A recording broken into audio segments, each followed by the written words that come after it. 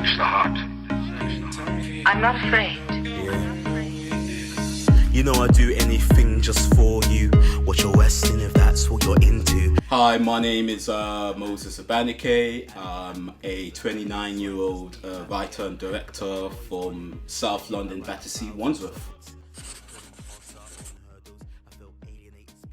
I kind of feel like I've grown up in Wandsworth. I came here at the age of 8. Wandsworth has kind of really molded my filmmaking kind of like talents, like all of the firsts I've done in Wandsworth, like the first kind of like time using the camera, first time editing, first time making my first short film, have all been done within the Wandsworth area, be it at kind of like a summer kind of youth club or like at school. I used to go to Elliott School, but I think it's now called Putney Academy. So Wandsworth has really kind of like crafted my filmmaking kind of like talents, so I owe a lot to the borough of Wandsworth essentially. So my career as a filmmaker kind of looks like as relentless working. I'm always working 7 days a week, be it working on kind of like various different projects, be it a short documentary for like a client that wants to promote their brand, or working within like the theatre. So I've done a lot of work with Theatre 503, which is a theatre within Battersea, or kind of like working full time with young people. So I'm currently working at the London Screen Academy, so working kind of like helping the young people there get ready for film industry. And also working on my own stuff as well. I do all different aspects of it. I've felt like I've worked in every kind of department, from producer, production manager, writer, director, editor, runner, like all different kind of like aspects of it. I've had various different responsibilities, but really and truly my main love is writing and directing. Just kind of like creating the world, developing that idea, developing the character, developing the plot essentially, and seeing that through right to the point of editing it myself. That's the main responsibilities of a filmmaker. I had a feature film that I had been working on since 2018. It's called For Decoy. So the pandemic kind of stopped that production for a bit, but it was also a blessing in disguise as well, because me and my brother Ssebandeke, who's another talented creative, we were in lockdown in our own house. We got some film equipment together and we shot a lockdown feature. So it was a feature film, just me and my brother thinking of the script within a week, and within a few days we shot this feature film. So we've got that as well that we're kind of like editing and hoping to get that out there to the world. It's called Directal Mania. I've been working within the filmmaking industry for the past 10 years. So it's a mixture of kind of like experience, but also a couple of years ago in 2013, I was part of the BBC Academy's BBC apprenticeship scheme.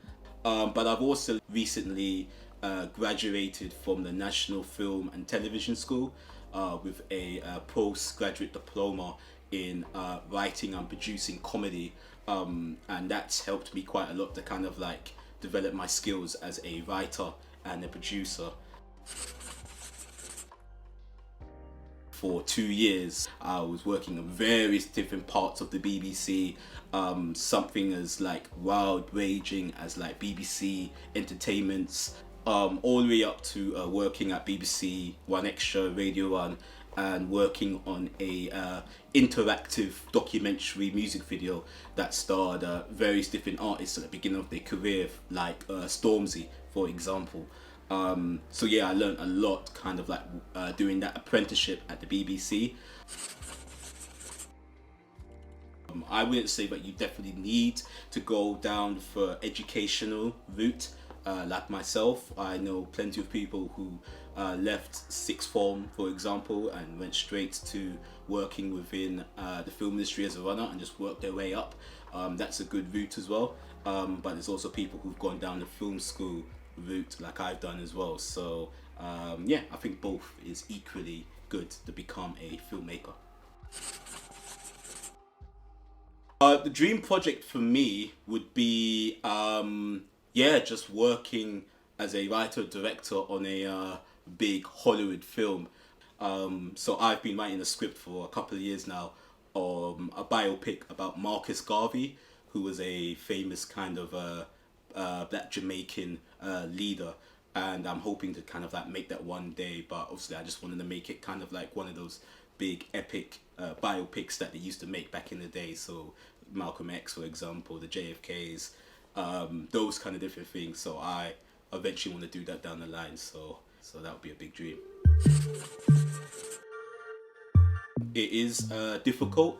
There can be some obstacles, but I always think it's about perseverance. You know, I won't even lie. A couple of times I felt like I've wanted to give up within the arts industry, but I've kept on going. I pitched a film about Mary Seacole to Creative England and Film London, and I developed the script with them, and I got to the last section, but then I eventually didn't get any money. I just kind of saved up the money for myself and made the film off my own back, and that film eventually got screened at BAFTA. So yeah, that's an example of like, even if a door gets closed in your face, you go out and just do it yourself. Who are my role models? So I've mentioned them before, so filmmakers like Spike Lee, John Sigerton, but also overworld creators like Donald Glover, who is also like a musician as well. So I'm always striving to that kind of level of excellence. I feel that they need to go out there and actively pursue stories that are from underrepresented backgrounds.